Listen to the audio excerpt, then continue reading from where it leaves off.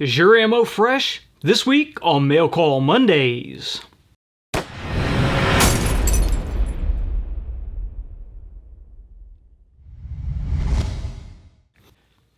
Mail Call Mondays is brought to you by Modular Driven Technologies. If you need a chassis system for your precision rifle, check out mdttac.com.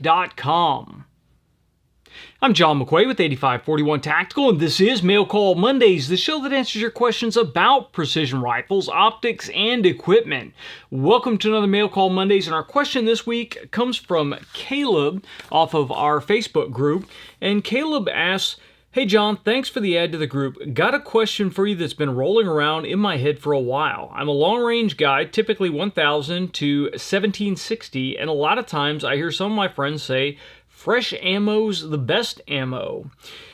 Seen some of them load at events. My question is, I've never seen real-world differences in my groups at distances with my loads, rather they were 6 months old or 6 hours. Any opinions on this one? As always, cheers and love Mail Call Mondays." Well, Caleb, I always saw the fresh ammo as the best ammo as kind of a joke that plays into the fact that a lot of us precision rifle shooters end up rolling up our match ammo a day or two before a match. Usually I find myself just getting slammed trying to finish projects before I have to go to an out-of-state match, and so I end up spending that last day before I actually leave for the match actually making ammo for the match. Now, this isn't the greatest strategy. Usually you want to take your time, make sure your ammo is as good as you can absolutely make it. That way you're taking the best ammo you can produce to the match. And generally humans don't perform the best under pressure. So that's kind of always where I saw the fresh ammo joke arise. Now, there can be some truth to fresh ammo. I haven't actually seen a difference personally with ammo that I have loaded the day before or ammo that I've loaded a week or two before. In fact, this morning I was out at the range shooting the AE Mark II with some 243 ammo that I've loaded more than a year ago. And that ammo, it was kept in a climate-controlled environment, wasn't exposed to the elements, and so it was just as good as the day I loaded it. Now, you can run into some differences depending upon how you load, depending upon what powder you're using, what brass you're using, and what your load workup is. Now, the first thing we want to look at is powder. You want to store your powder in a cool, dry place because powder is just a combination of chemicals, and some of those chemicals can leach out of that powder. Some of it can evaporate into the air. Powder can dry out, powder can turn, powder can absorb moisture. So depending upon how you're storing your powder, it may develop some issues if it's stored improperly over time. If it's in a warm, moist environment, that is probably about the worst way you can store powder. If it's sealed up in its bottles, though, you're still going to be pretty well corked up against any problems. The powder jugs that I get are usually plastic. They usually have a metal cap, and they have an inner seal inside that metal cap. So if all that is in there, it's providing a pretty difficult barrier for moisture to get through. Now, of course, there still is heat. Heat will speed up chemical processes, so it still can speed up the degradation of that powder while it's sitting on the shelf and allow chemicals to separate in it. I'm not a chemist, so we're not going to get into details on how powder can degrade, but you want to keep it cool and dry, and you want to use through it as quickly as you can once you crack that powder open and allow air into the bottle. Now, I say that, but then you notice the hoppers behind me for the RCBS Charge Masters are almost always at least a third to a half full, and that's because I generally do not empty those out after every reloading session. I will keep the hoppers in there full, but they are closed, they are sealed off, there's no air circulating in them, and the shop is attached to the house, so it stays fairly well climate controlled throughout the year. So I haven't noticed any issues with that. Now, one thing that I would not do is I would not charge a bunch of cases, not seat a bullet and then let those sit, because then you're getting the maximum exposure to air that you possibly could, and that could allow those charges to absorb more moisture. Now, when we go on into the next thing, this kind of links into powder charges. What I have seen with ammunition, if you are running a compressed charge, and I'm by no means recommending that you run compressed charges. You can get into some serious problems there, so make sure you know what you're doing if you're crunching that bullet when you seat it. But if you run a compressed charge, I have noticed before on a certain load that I was testing a compressed charge on that I could seat the bullet, I could set that cartridge aside, I could come back later and measure the cartridge, and the powder combined with the elasticity of the case pushed the bullet back out. Not all the way out of the case, but it did push it out, so my cartridge overall length was longer. Now, if I loaded those and immediately shot them, the cartridge overall length would have been more stable, but if I let them sit overnight, loaded up a bunch of those, this was just a test series, a test string, which I ended up not using that specific charge for anything more than a test. But if I allowed those to sit overnight and I had a match the next day, then that bullet could have pushed out and might have caused feeding problems, might have caused chambering issues, might have caused all kinds of issues if you had a specific jump that you were targeting. So there is that to consider.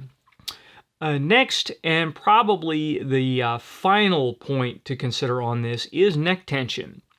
Brass is elastic, so I have noticed, and I have heard of other people experiencing this, if you roll up your ammo, you size it, and then you immediately charge and seat right after sizing it, then you have a different seating pressure than if you size it, let it sit for a couple of weeks, and then come back and load it after it's sat for a while. Then you can sometimes require more seating pressure to get that bullet in there. Again, this comes down to neck turning, neck thickness, projectile design, diameter, the loading setup you're using. There is a ton of different factors involved in here, but there can be a difference. So the way I will usually do it is I will usually load my cartridges within a couple of days of sizing them. And again, I haven't noticed any difference shooting them with ammo that I have sized and charged and loaded a bullet versus ammunition that I have sized, let sit for a little while, and then charged and loaded a bullet. But again, if we are talking about bench rest shooters, which when you talk about the guys that are loading at the firing line, a lot of those are bench rest type competitions. They will load at the firing line. They'll develop charges at the firing line. It's actually a pretty crazy thing to see when a guy pulls up a full air-conditioned trailer that is his loading bench and laboratory, and then runs in and out of that during the match. So there is something to that for bench rest style competition. But when we get back to it and we start talking about tactical rifle, I don't see any benefit there whatsoever. If you're able to produce ammunition that is in that 1/4 to 1/2 MOA, you're going to be good to go as far as the consistency you need to shoot these off of barricades. So that is really my opinion on fresh ammo versus ammo that you've loaded weeks or even a year or two. Now, once you have loaded your ammo, it is kind of important how you store it. I usually store it in these, I believe these are Frankfurt Arsenal cartridge boxes. There are 100 cartridges to a box. So when I load the stuff up, I put it in here. I put a sticker on it that tells me all the data that I need about the load and when I loaded it and even what rifle it's loaded for, if it's for a specific rifle. And then I will put these on the shelf. But again, the shop here is climate controlled. It is attached to the house. So it does stay at a pretty even temperature throughout the year. Even in the winter, we don't get freezing temperatures in here. It just gets cold. And it stays relatively moderate humidity, relatively dry throughout the year. So I can just throw this stuff on the shelf. Now, if you don't have the benefits that I do, you've got humidity issues, you live down south, then what I would consider doing is when you load your ammunition, get a large military ammunition can, something like a Mark 19 or 50 caliber can or larger, something that your ammo boxes will fit into. Put your ammunition in those boxes, drop it into that can, throw in a desiccant pack. You can get them at sporting goods stores. They will suck the moisture out of the air and they will trap it in the pack. So you can take that desiccant pack, throw it into the ammo can, seal the ammo can down, and as long as the gasket in the ammo can is intact, then it will pretty much keep a dry environment inside that can for a very long time. So you can roll up your ammo, throw it in that can, slap the lid down, and put it wherever you want to put it. You could actually store it on your back porch in cool environments and probably not have a problem with corrosion inside the can.